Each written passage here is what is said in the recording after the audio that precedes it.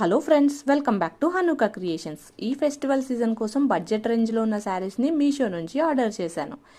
ఈ శారీ అయితే చూడటానికే చాలా బాగుంది.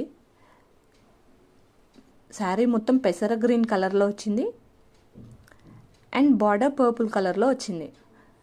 శారీ మొత్తం పీకాక్ బుటీస్ వచ్చాయి బ్లూ అండ్ పర్పుల్ కలర్ కాంబినేషన్లో.